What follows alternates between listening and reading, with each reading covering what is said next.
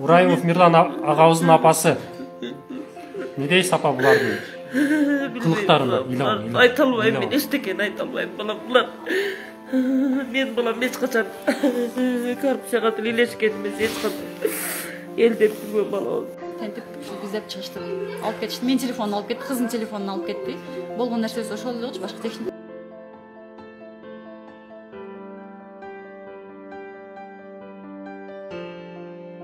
Азыр туугандарымда Мирлан Урайымовдун келинчегинин өзүнөн бардык маалыматты угабыз. Андан кийин бөлүшүп коебуз. Санасыздарбы, ошо кечки саат 7-лер чамасында жолдошум үйгө кирип келген машинасына. Машинасын токтотолуп деп ошол жерден алып кетишти. Бизге үйгө кирген деле жок. Катыргы. Ошо чалып баары жакшы деп айтып койду. Ошондон кийин жолдошум билбейм. Саат 7ден бери мен жолдошум көрө элекмин. Андан кийин саат 1 сааттан кийин үйгө 5 бала келишти. 4-өө кирип, 2-өө обыск кылды, бирөө тартып атты, бирөө протокол жазып атты. 4 бала келип үйдүн баарын тентип издеп чыгыштык.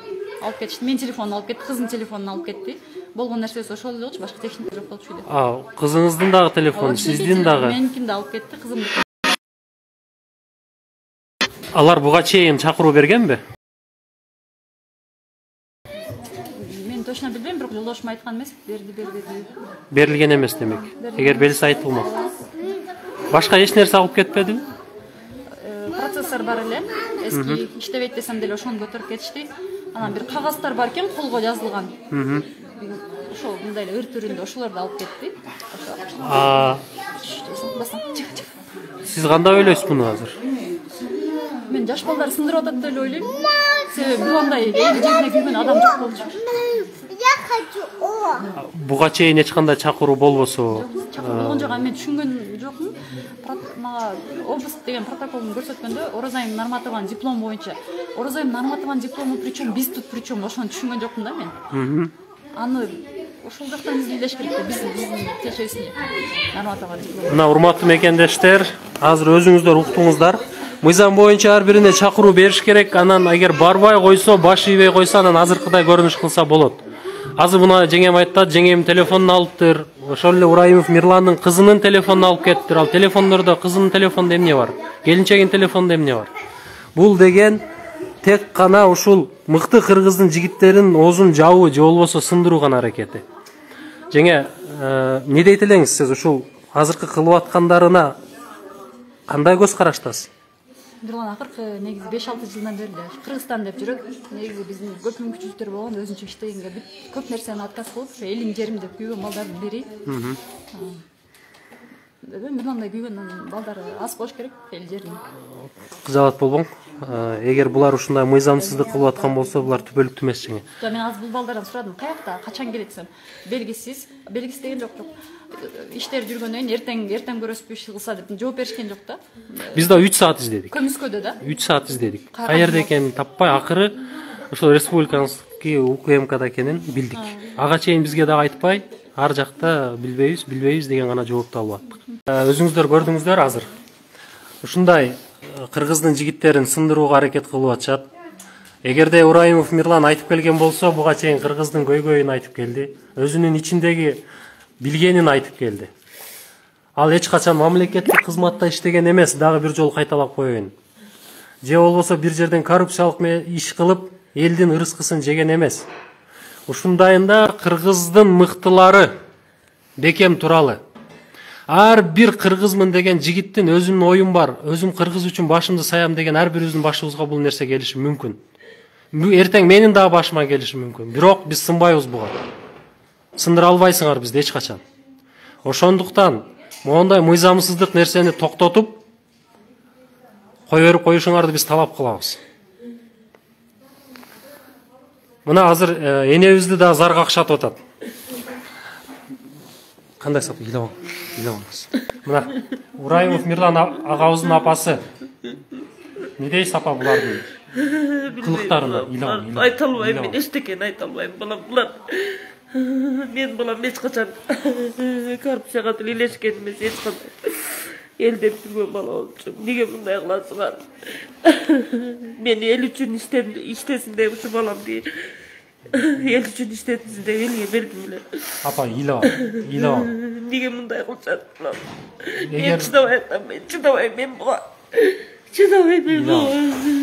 энебизди азыр сүйлөп айтканга мүмкүнчүлүгү жок болуп атат, урматтуу достор. Мен сиздерге айтып коеюн. Эгерде булар ушинтип улан теберчи болгон болсо, аягы жакшы болбойт. Бул деген өтө бир беспредел башкаруу. Не Кыргызстан булардын менчигиби? Же булар мыйзамды уруп да койнобойбу? Өзү билгендей кылабы? Андай болбойт. Биз мыйзамдуу өлкөбүздө жашагыбыз келет. Адилеттүүлүк, акыйкаттык болгон өлкөдө жашагыбыз келет. Ошондуктан туугандар, мен азыр кыскача гана маалымат алып бердим. Азыр дагы жеринен барабыз. Ошол жерден дагы сүйлөшөбүз. Эмне болуп атат? Энелерди ыйлатып, кыргыз деп күйгөн инсандарды камап, энелерди ыйлатасың. Бунуңар жакшылык алып келбейт. Кудайга салдым, башка эчтеке дей албайм. Буга чейин дагы ушундай сындыруу аракетин кылып келгенсиңер, бүгүн дагы кылып атасыңар. Мен эфирди өчүрөм, туугандар. Бир аздан кийин кайра эфирге кирем, бөлүшүп коесуздар. Аябай айтылуучу сөздөр бар. Эгерде ар бирибизди ушинтип сындырам деген болсо, булар адашат. Мына жаш 15ке чыга элек. Канча жаштасың? 11. 11 жаштагы кызынын телефонун алып кетиптир. Булнун телефонунда эмне бар? Не, алар мультфильм көрөбү ал жерде алып барып алган. Же жанакындай детский играсы бар телефону ошолорду ойнойбу? Не кылат алар? Ушул мамлекеттик деңгээлдеги бийик саясат жүргүзүп аткан адамдардын кылган иши. Ушул мамлекетти өнүктүрөм деген жолу. Ушул адилеттүүлүктү, мыйзамдуулукту орнотом деген жолу.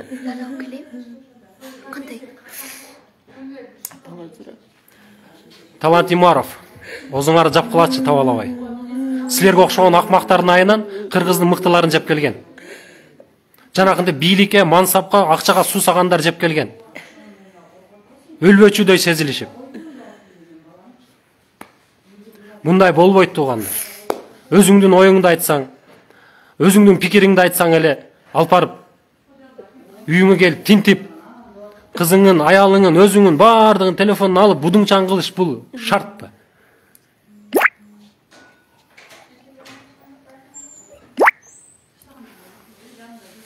Кылычбек Баймурзаев эч ким эч кандай ашыкчалык кылган жок. Өзүңөр дагы ашыкча болуп кеттиңер. Бийликте эч ким түбөлүктүү болгон эмес, айтып коеюн. Түбөлүктүү болбойт дагы. Бир ушуну так билем. Эч ким түбөлүктүү болбойт. Бүгүн табалагандар эртең тобоганга келгенде кыйын болосуңар. Силер мыйзамдын тилинде сүйлөгүлө бүгүн дагы. Мыйзамдуу болуп атабы? Мыйзамсыз болуп атабы? Кандай болуп атат? Мыйзам жөнүндө сүйлөшкүлө. Жеке адам эмес, мыйзам. Мыйзамды буздубу? Мен дагы жоопко тартууга даярмын. Демек бузбадыбы? Тартпаш керек эч ким. Көрүшөбүз жеринен.